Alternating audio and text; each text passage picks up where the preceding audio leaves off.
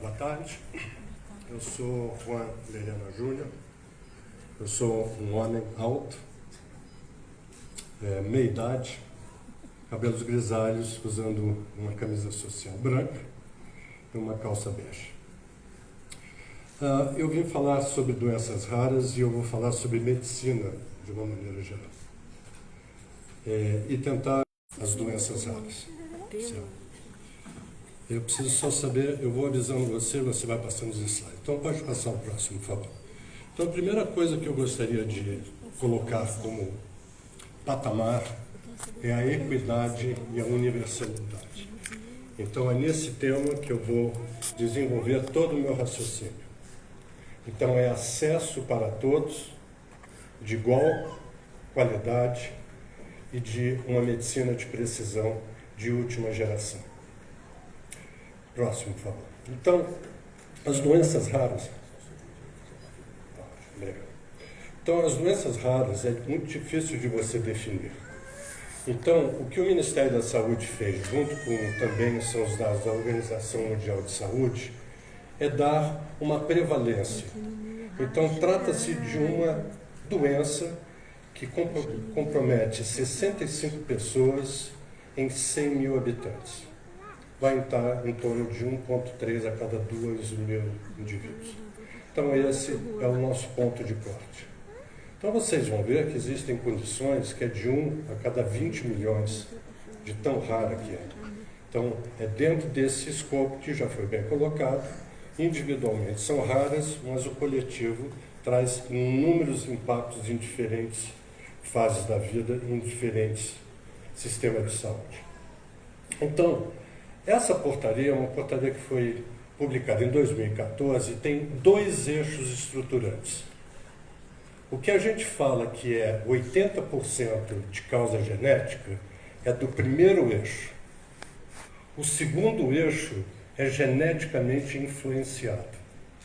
Então, as tecnologias disponíveis para identificar genes vai trabalhar muito mais voltada para esse primeiro eixo, que é o eixo que é das doenças raras de origem genética. Nesse segundo eixo, existem poucos serviços habilitados no Brasil, mas é onde se concentram as doenças mais difíceis de se lidar. São as doenças infecciosas, inflamatórias, autoimunes e assim por diante. Tá certo? Então, por exemplo, esclerose múltipla, esclerose lateral amiotrófica, todas essas condições, elas entram nesse segundo eixo. Certo? Próximo, por favor. Então, esse coletivo tem uma série de questões. E a questão que mais nos aflige é que todas passam pela idade pediátrica. Ela passa pelo sistema de saúde da pediatria. E ela muitas vezes vai ter o que se chama de odisseia diagnóstica de 5 anos, 7 anos, 10 anos, 14 anos, até se estabelecer uma etiologia. Certo? Então, são manifestações relativamente frequentes, podem simular doenças comuns, dificultando o diagnóstico. Causam sofrimento para os pacientes e familiares, muitas não possuem cura e necessitam de acompanhamento clínico. Certo? Próximo. Então, dentro desse grupo, se 85% dessas condições são geneticamente determinadas, há necessidade de um olhar de um profissional que é um médico geneticista. Isso não significa que outras especialidades não possam ter esse olhar. Mas vocês vão ver ao longo da minha apresentação que há especificidades que esse especialista vai entender e vai conseguir transformar essa informação numa informação útil à família. Tá certo? Próximo. Então, como já dito, elas são doenças crônicas, progressivas, degenerativas e incapacitantes. 8 mil doenças estimado. E esses 80% de origem genética. Próximo. Então, deixa eu dar alguns exemplos para vocês entenderem do que se trata. Seriam anomalias congênitas e manifestação tardia. Você acha que isso vai aparecer num especialista? Não. Próximo. A medicina fetal, ela pode, por um simples ultrassom, trazer essas condições à tona. Então, estou mostrando aqui uma série de displasias esqueléticas consideradas letais. Esses bebês eles vão morrer nas primeiras horas de vida. E quem identificou foi o ultrassonografista. Um outro sonografista aqui da esquina, aqui em Correias, ou aqui em Petrópolis, tranquilamente pode identificar essas anomalias estruturais. Próximo. E tem um outro fator no Brasil, que é os defeitos congênitos e a segunda causa de mortalidade infantil. Então, você ter um médico geneticista conversando com vocês, não é um academicismo, um preciosismo do evento, mas sim uma necessidade de saúde pública, né? Então, as anomalias congênitas, elas são somente precedidas pela principal causa, que são as doenças perinatais, que é a prematuridade, que nós sabemos que é a primeira causa no mundo inteiro. Tá certo? Próximo. E se a gente for ver, o Brasil, ele está muito bem situado, por incrível que pareça, por tanto que se fala, com uma taxa de mortalidade infantil de 13,2 sobre 1.000 crianças que falecem em um ano de vida. O Chile é o que tem mais baixa taxa de mortalidade infantil, que é na ordem de 7,4. Para vocês terem uma ideia, no Japão, em um ano de vida, morrem 2 crianças. É a taxa mais baixa de mortalidade infantil no mundo. Tá certo? Próximo.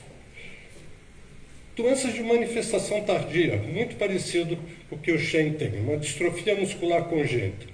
Esse rapaz veio aos 27 anos e somente 27 anos depois conseguiu se estabelecer um diagnóstico. E como é que ele é classificado até então? Ele é classificado dentro do grupo das distrofias musculares congênitas, que existem pelo menos 20 tipos diferentes descritos pelo fenótipo. Tá certo? Eu vou voltar a ele um pouco mais adiante. Próximo. Segunda causa é a deficiência intelectual. A deficiência intelectual não isolada, mas sim, próximo, por favor, a deficiência intelectual sindrômica. Então, você aumenta o valor preditivo positivo para os exames genéticos se a deficiência intelectual for associada e não isolada. Certo? Próximo, por favor. Os erros inatos do metabolismo. Próximo. Então, você veja, essa moça ela tem um erro inato. Então, nós temos diferentes vias metabólicas do nosso organismo. E elas são mediadas por enzimas, cofatores, moduladores e assim por diante. Se você tem um defeito enzimático em uma dessas vias, você acumula montante. Então, nesse caso, é a primeira doença dos erros inatos do metabolismo descrita na espécie humana, que é o captonúria, que foi descrita lá no século XIX. Próximo, por favor. Então, com relação às doenças metabólicas, é bem interessante que o Ministério da Saúde agora começa a trabalhar a questão da ampliação do teste do pezinho. O teste do pezinho, ele, para vocês terem uma ideia, o Brasil, vocês sabem quantos brasileiros nascem por ano? Qual é a estimativa que vocês imaginam? O Shen estava falando que 13 milhões é a população de Portugal em termos de doenças raras. No Brasil, nascem 2.700.000 brasileiros todo ano. 2.700.000. Eu queria ter o tamanho de Portugal com a nossa infraestrutura SUS aqui. É muito fácil isso. É muito difícil você ter a nossa infraestrutura SUS nessa heterogeneidade que nós temos na nossa população. Entretanto, o teste do pezinho, com a sua ampliação, começa a identificar essas doenças metabólicas dentro do pré-requisito do teste do pezinho. São crianças assintomáticas, eles são testados por um teste de alta especificidade e alta sensibilidade e, o mais importante, tem tratamento precoce. Você evita o deficiência mental gravíssimo, que é o caso da fenilcetonúria, do hipotireoidismo congênito, e assim por diante, com as novas doenças que estão sendo identificadas. Próximo, por favor. Então, o Ministério da Saúde agora, eu falo em nome do Ministério da Saúde como um cidadão. As ações agora começam hierarquicamente vindo de cima para baixo. Antes, vinha de baixo para cima. Era o meu interesse específico numa doença, uma doença específica de interesse do Álvaro, uma doença específica da Carla. Nós montamos as nossas unidades, começamos a ficar conhecidos e nos tornamos uma referência. Agora as coisas mudaram. As coisas agora vieram de cima para baixo. E a primeira ação é baseada nessa portaria, é formar os serviços de referência de doenças raras. Tem uma série de habilitações necessárias, mas tem uma série de dados muito positivos, que eu vou mostrar para vocês. Próximo. Então, hoje nós temos 51 serviços de referência de doenças raras habilitados no Brasil. Então, qualquer um de nós que more aonde quer que seja, procure aonde está o seu serviço de referência de doenças raras.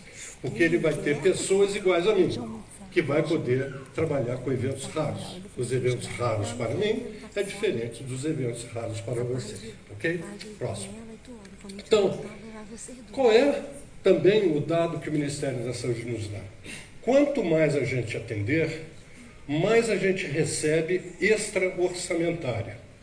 Então, se eu atendi 1.800 indivíduos com uma doença rara, eu tenho, no final do ano, dado pelo Ministério da Saúde, na ordem de 1.800.000 para investimento no serviço de doenças raras, tá certo? Com aqueles valores, R$ 800 de efeito congênito, R$ 800 de déficit intelectual, renato metabolismo 600 e aconselhamento genético R$ 100, que eu vou falar um pouco mais adiante. Então, está muito bem catalogado dentro da portaria. Nós precisamos de autorização para procedimentos de alta complexidade, não é uma coisa simples a se fazer, e os hospitais precisam se preparar para fazer esse tipo de ataque. Próximo.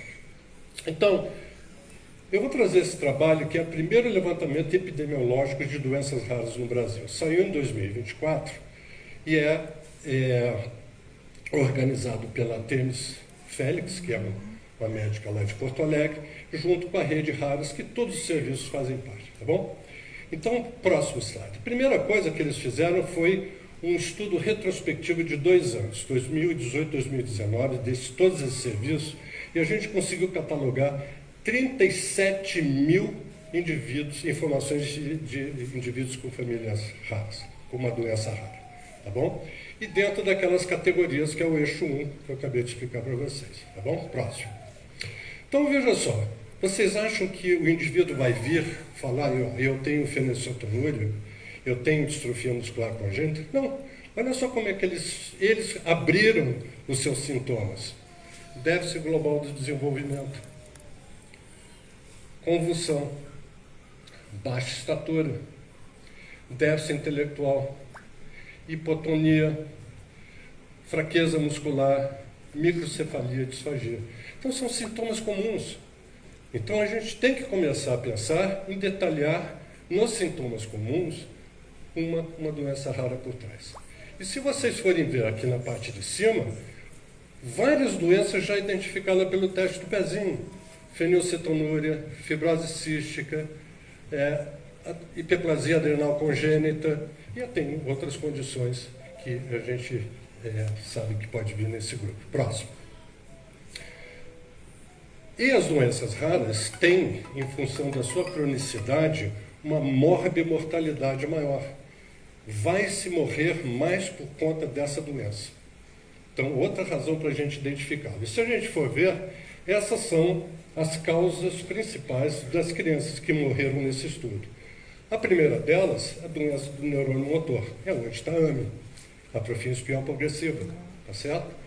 Fibrose cística, a gente sabia que até então é uma doença letal.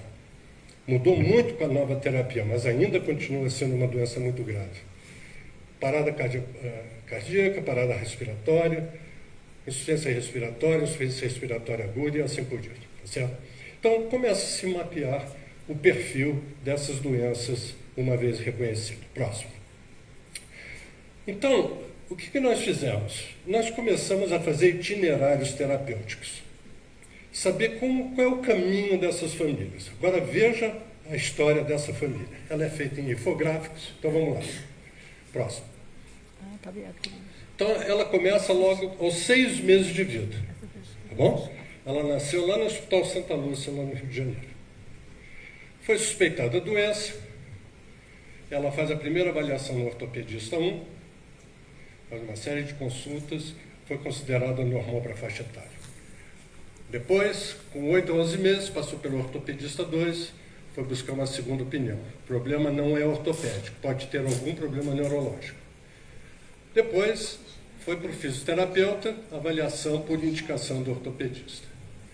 Depois foi ao pediatra do plano de saúde, acompanha como processo natural do desenvolvimento. Com 1 ano e 3 meses, vai ainda no neurologista, um processo natural da faixa etária, pede que aguarde o retorno, certo? E afirma ser o diagnóstico de autismo, esse segundo neurologista. Próximo, por favor. Depois, o osteopata, com 1 ano e 3 meses, avaliação por indicação de conhecidos, não é autismo. Com 1 ano e 3 meses, a clínica de família da SUS. Atendimento por enfermeiro, encaminha para a clínica da família com pediatra. Ela entra no CISREG. Clínica da família 2, com 1 ano e 6 meses. Pediatra não resolve, encaminha para neurologista. Continua no CISREG. Neurologista, aguardando na fila para a vaga do CISREG. 1 ano e 8 meses. Vem para o ambulatório de genética do IFF, consulta, consegue realizar exame genético e indicação de terapias. Então, aqui é o centro de referência. Então, demorou, nesse caso, 1 ano e 8 meses por todos esses circuitos do Sistema Único de Saúde, plano privado e assim por diante. Tá certo? 1 ano e 9 meses. Continua no ambulatório de genética, diagnóstico de alteração genética pelo exoma. Então, conseguiu fechar o diagnóstico dela, que é um déficit global de desenvolvimento ligado ao X. Certo? E aí, ela continua a peregrinação atrás de terapias, que é as reabilitações, os centros de reabilitação. Pode passar o próximo. Não acabou ainda não. Então, veja. Fisioterapia, fonoaudiólogo, voltou para a Rede Sara para procurar, foi para a Clínica da Família, depois foi para a IPPMG, foi para a fisioterapia, teve liberação de vaga pelo SUS e o campus da Praia Vermelha. Próximo, por favor. Então, Centro Municipal de Referência para Deficiências, mudanças de plano de saúde resolvido, terapia sensorial, vagas do SUS via CISREG, fonoterapia, blocos de terapia. Então, isso é só para mostrar um exemplo de uma família. Né? E tem sempre um adulto agregado, com perda de produtividade. Certo? E ainda se reclama de se dar um benefício social a uma família como essa. Próximo. Ainda do trabalho. Tanto sexo masculino como sexo feminino, é igual comprometido. Né? Então, nós vemos que 47,8% do diagnóstico era clínico, era uma hipótese diagnóstica, porém, 52,2% tinha o diagnóstico etiológico. Ok? Então, eu vou seguir um pouco nessa linha. Próximo, por favor. Então, o serviço de referência, para se estudar o material genético, você não faz através de um hemograma. Você não faz através de um estudo de ferritina, da glicemia. Você precisa de exames que vão analisar o DNA. E para isso, agora, os serviços de referência dessas raras estão sendo habilitados a oferecer. Então, hoje, oferece via SUS o exoma, que é o sequenciamento completo do DNA, pelo menos aqui na região sudeste, com 2 hubs no Rio de Janeiro. Então, você vai analisar os cromossomos, você vai analisar microarranjos e você vai fazer o sequenciamento do DNA. Próximo, por favor.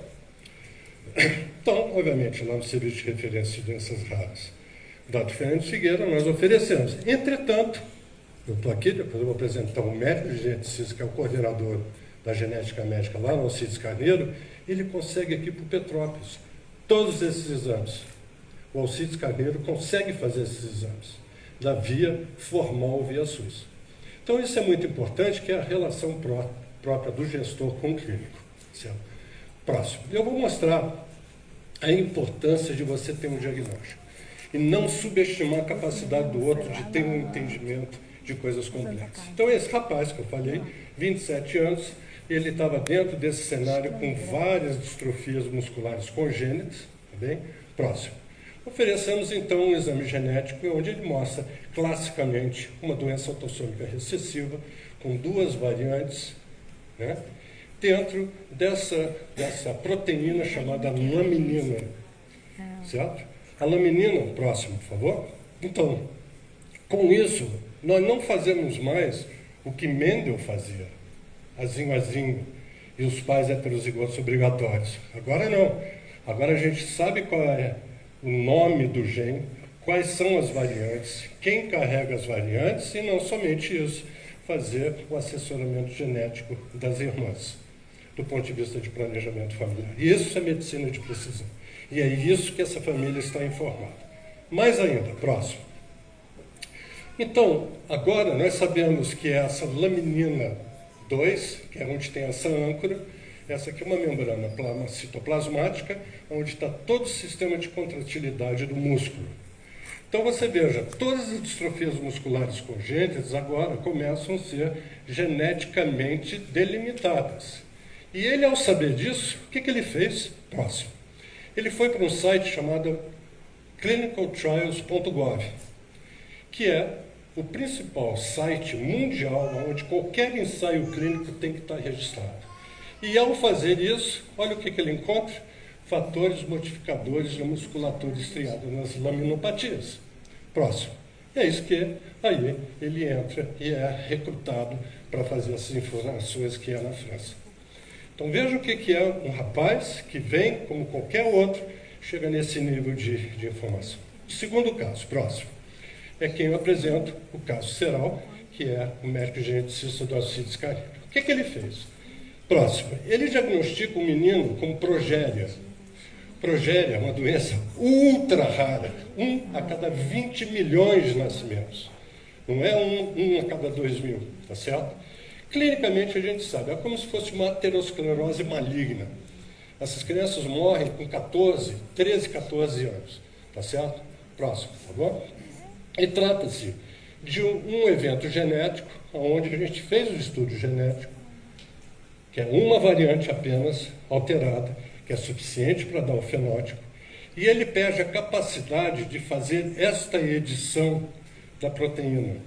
A variante introduz um erro genético que não faz essa edição. Ele faz uma edição anômala em que essa proteína ela é nociva. É ela que faz o envelhecimento. Tá certo? Dito isso, o que o nosso amigo fez? Cássio, próximo. Ele entra em contato com a Associação Mundial de Progéria. A Associação Mundial de Progéria que está produzindo um ensaio clínico com uma nova medicação. Próximo, por favor. Que é essa medicação, que é um inibidor da farnesiltransferase, que eu vou mostrar para vocês. E esse menino entra no ensaio clínico no Hospital de Boston, nos Estados Unidos. Próximo. Então você veja, ele inibe essa enzima e não permite que essa proteína seja formada. Tá certo? Próximo. Então vocês vão ver o garoto aqui, está lá o garoto nos Estados Unidos. Dessa forma ele pôde participar e obviamente vem recebendo a medicação em Petrópolis e em Correios. Tá certo? Próximo. Então, o aconselhamento genético tem uma propriedade. E essa propriedade é da gente discutir problemas de saúde de doenças que podem acontecer pela primeira vez. As doenças acontecem pela primeira vez, né? E doenças que já aconteceram. Então, quando eu estou com um casal que quer começar a sua vida familiar e não teve nada ainda, é o prospectivo. Ainda vai acontecer, enquanto o que já aconteceu é retrospectivo. Próximo. Então, nós temos duas modalidades. O que já aconteceu, que é onde a grande maioria de famílias passam, o problema já está presente, e essa aqui é a situação ideal. O casal quer se programar para uma futura família e a gente pode fazer esse aconselhamento genético prospectivo. Tá certo? Próximo. Muito bem. Onde está ele? Como é que eu vou encontrar essa pessoa na população geral? Certo? Então eu vou trazer uma proposta, que é uma proposta que nós fizemos alguns anos atrás, que eu creio que a gente possa, é um modelo, não é um modelo único, tá certo? Mas existem várias maneiras da gente identificar, né? Próximo. Então, como já foi dito, você veja, doenças raras, uma não tem nada a ver com a outra. O coletivo é imenso, mas uma tem uma metodologia diagnóstica, a outra tem outra metodologia diagnóstica, tem um outro tipo de herança e assim por diante. Então é bastante complexo. Próximo. Então, o médico geneticista pode encontrar isso, mas eu já sou em nível terciário. Posso. Próximo. Então, o adulto, ele faz um teste porque a família dele tem câncer. Câncer hereditário, é um indivíduo inteiramente normal. Então ele faz um teste preditivo que identifica uma alteração nesse gene que aumenta a chance dele a quase 60% de risco cumulativo dele ter câncer. ao longo da vida. Então, veja, essas coisas são muito complexas do ponto de vista clínico. Tá? Próximo. Nos casos de casal, o casal não consegue ter filhos, né? E faz-se as investigações e que mostra que esse rapaz tinha uma translocação aparentemente balanceada nele. Ele é inteiramente normal. Mas quando formam os gametas, se desbalanceiam. Então, os cálculos de risco é que ele passa a ter quase 60% de uma perda gestacional. Fertilização assistida. Eles precisam ser informados. Próximo, por favor. No pré-natal, como eu lhe falei, né? Então, nós temos que considerar muito a informação via SUS. E nós temos um problema entre aspas, mas é uma questão social de não interrupção legal da gravidez. Então, dar o direito à mulher de decidir o que ela quer fazer da gravidez. No Brasil, isso não é permitido, infelizmente. E criam inúmeras consequências, e a mais grave delas é o aumento da mortalidade materna, como você já bem sabe. Entretanto, a gente pode identificar por aqui, como eu já mostrei. Próximo, os bebezinhos que nascem com problemas. Alcides Carneiro tem um monte de crianças que nascem com uma série de doenças genéticas que pode ser identificada logo no nascimento. Próximo. Ou então, você pega nas crianças, propriamente dito. Elas vêm doentes, elas vêm com problemas. Né? Próximo, por favor. E então, os adultos também. Os adultos vão chegando. Então, o espectro todo está presente. Mas vai ser um médico geneticista, pessoa de ponta? Difícil. Próximo. Então, veja só como... Vamos agora para um hospital pequeno, Alcides Carneiro. Né? Então, Alcides Carneiro tem uma maternidade, que é muito bom, né? Tem berçário de alto risco, tem a neonatologia, tem uma faculdade por trás. É diferente, por exemplo, da Carmela Dutra, onde são quase 10 mil partos ano. Eu não sei quantos partos são, 2 mil partos aqui em Correios. Fernando Figueira, 1000 partos. Então, são maternidades muito pequenas. Entretanto, tem um ambulatório de genética. E não só tem um ambulatório pela faculdade, como a sensibilidade da gestora do ambulatório viu a necessidade de ter, isso foi a época, eu e a Maria Isabel, uns anos atrás, fomos conversar com o secretário falando aqui, nós precisamos da genética aqui no município. E foi colocado um médico geneticista pelo SUS. Tem um médico geneticista, não pela faculdade, mas pelo SUS, tá certo? Dentro da maternidade. Próximo. Mas estão lá as doenças. Ela como aparece aqui, Correias. Não foge muito de qualquer sofisticação de um posto de saúde que seja. Próximo. Agora, nós temos a ARAR, como foi colocado. Nós somos parceiros das associações. E as associações é o melhor local para você conversar, porque é lá que vão estar as doenças raras. Então, para vocês terem uma ideia, nós temos 2 grandes associações que trabalham com a gente, próximo. A primeira deles é essa daqui, a ANABRA, que trabalha com nanismo. Então, de 2022 para cá, foram mais de 150 encaminhamentos do mesmo problema, próximo. Então, vocês vão ver uma coorte de crianças com acondroplasia de 2 a 10 anos, tá certo? Isso é muito importante, não é para mostrar um almanaque de crianças, mas é para delimitar manejo clínico. Próximo, por favor. Você cria as coortes e você começa a setorizar a melhor forma de acolher e intervir para minimizar as complicações, tá certo? E se surge um tratamento? Próximo. E surge um tratamento onde eles conseguiram fazer uma modulação da via. Olha só que coisa boa. Então você já está com a coorte, você já está com a história natural mapeada, você vai começar a intervir com uma medicação. E nós vamos começar a modificar a história natural. Próximo. Pode passar. E a segunda é a ANOE, que é a Associação Nacional de Osteogênese Imperfeita, que a gente trabalha há mais de 30 anos atrás, próximo, e que traz os casos de osteogênese imperfeita. É a fragilidade do osso nos bebês que nascem já fraturados. Tá certo? E em diferentes faixas etárias também pode ocorrer. Então, é muito importante a associação. Eu não vou falar dos hospitais gerais, porque a gente vai ter uma cardiologista e vai ter um neurologista falando.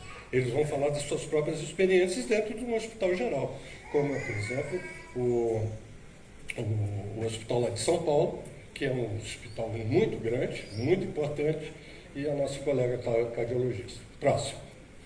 Então, eu queria que vocês se debruçassem sobre uma terminologia, um conceito que é chamado de cidadão biológico. O cidadão biológico, ele é o que, por exemplo, a Fátima é, o que a Kênia é, dentro das suas associações, o que o Shen é. Ele sai da sua própria doença e ele milita em torno da vida. A vida que é a moeda de troca. E ele se transforma numa coletividade. Tá certo? Essa ideia da coletividade, ela vem dessa antropologista, próximo, por favor, que é uma antropologista americana, que ela fez os estudos de Chernobyl. E é um trabalho muito interessante que ela vem e discute exatamente, não é a procura dos seus direitos, mas sim a procura da sobrevivência, de vida, muito mais do que qualquer outra coisa. E isso, obviamente, é desenvolvido posteriormente, próximo, por favor, por esse antropologista inglês que chama-se Nicholas Rawls. Muito interessante esses dois livros que abrem uma outra perspectiva para as associações e essa militância dos indivíduos que trabalham. Pronto. Muito bem. Então, finalizando. Qual foi o nosso teste piloto? E veja só como as coisas elas são interessantes. Esse trabalho começou a ser feito em 2011, 2012. Uma pediatra chega para mim e fala, uma coisa curiosa, ela é de Angra dos Reis. Eu trabalho parte do meu tempo na Sociedade Pestalozzi, que é uma sociedade sem fins lucrativos de reabilitação. E ela trabalha as outras horas dentro da Secretaria Municipal de Saúde. Ela vai me falar, eu vejo muito mais deficiente na Pestalozzi do que a notificação dentro da Secretaria Municipal, porque eles têm um catálogo lá de deficientes. Então a gente se debruçou para saber por que isso estava acontecendo. Então nós fomos nos registros que estão disponíveis no DataSUS, próximo. E a gente observou o seguinte, vocês sabem que os agentes comunitários eles têm que fazer notificações compulsórias nas suas visitas. Então, quem é estudante aqui de medicina deve ter passado pela estratégia da família, e nas visitas, são visitas mensais, eles precisam notificar determinadas doenças. Alcoolismo, gravidez, tuberculose, leishmaniose, malária, alcoolismo e deficiência. Quem é que foi pensar em colocar como notificação compulsória deficiência na ficha A dos agentes comunitários de saúde? Eu tenho uma teoria. A pessoa que fez o formulário, ele deveria ter algum deficiente na família. Porque o campo 6 da Declaração de Nascidos Vivos, e isso eu sei porque ela me contou, o marido dela era cadeirante. E precisava de uma notificação na Declaração de Nascidos Vivos de crianças que nasciam com anomalias congênitas. E isso existe, tá certo? Muito bem, então a gente viu que tem deficiente lá. Então, se está notificação compulsória, vamos ver como é que está essa notificação. Próximo. Com relação às crianças com menos de 14 anos, eles estavam sendo notificados nesses 5 distritos, ok? Próximo. E os maiores de 14 anos? Até 2003, todos os 5 distritos não tinham notificação. E eu estou falando da moça com catarata, da senhora com catarata, o senhor que é diabético, ele é um deficiente, né? A pessoa que tem epilepsia, a pessoa que teve um traumatismo, sequela de meningite e assim por diante, eles são deficientes, eles não estão sendo notificados. Próximo. Muito bem. Então, o que nós fizemos? Nós começamos a treinar os agentes comunitários para qual era o entendimento de deficiência que eles estavam tendo. O que eles entendiam por deficiência? Tá certo?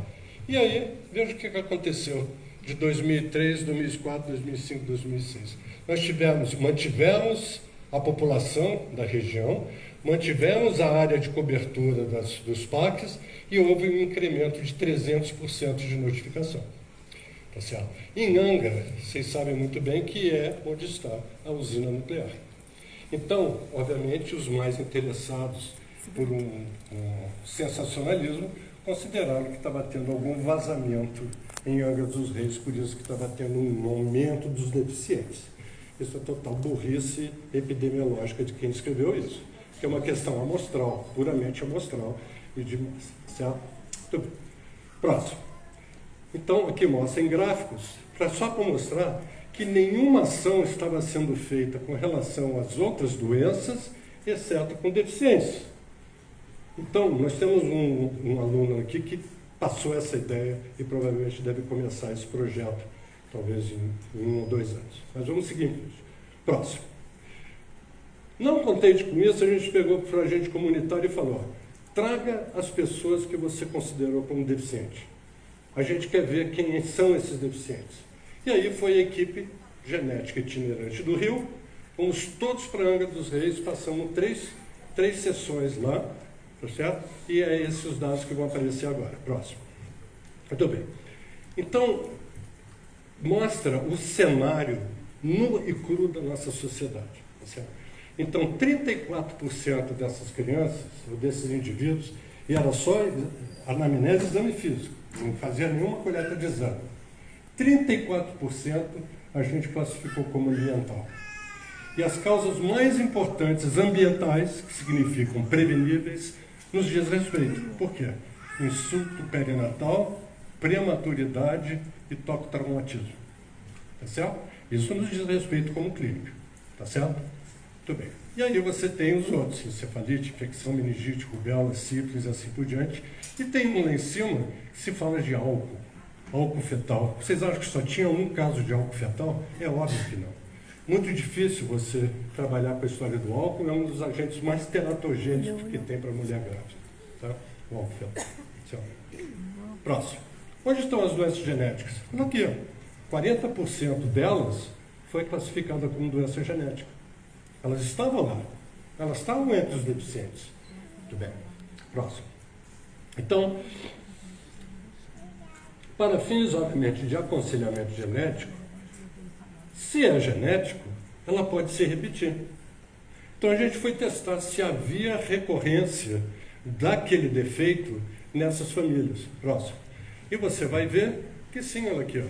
Então, do total foram 342, né, que foram examinados. Então, você veja, deficiência auditiva, tinha 39 que era recorrente, defeito congênito, 51 que era recorrente, e retardo mental, como se chamava à época, 82 eram recorrentes, mostrando realmente que, geneticamente falando, estava acontecendo novamente. Próximo. Então, todos esses que têm asterisco agora, eles precisam do exame genético. Eles precisam de sequenciamento. Eu tenho que descobrir qual é o gene que está relacionado a essas doenças. Então, dentro dessa lógica que eu apresentei para vocês, nós podemos dar acesso agora a esse tipo de exame. Próximo. São meus últimos slides. Eu fiz meu levantamento, olha só essa rede. Olha que interessante essa rede. Essa rede é a rede SUS para hospitais infantil de menos de 5 anos. Olha só a capilaridade que nós temos. São hospitais, nem são postos de saúde. Agora eu vou botar a próxima. Pode passar o próximo? Olha lá onde está o mapa dos serviços habilitados para doenças raras. Eles começam a se sobrepor.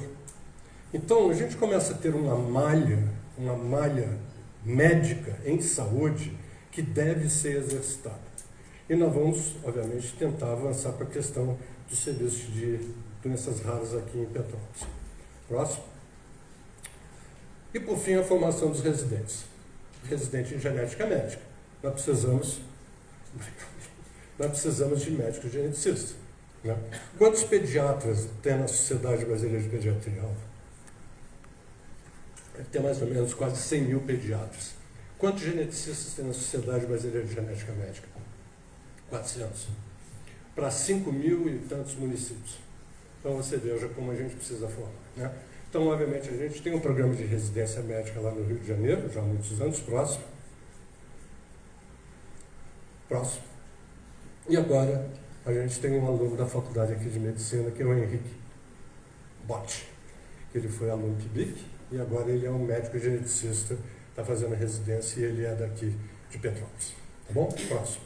Então, com isso, eu fico à disposição e muito obrigado.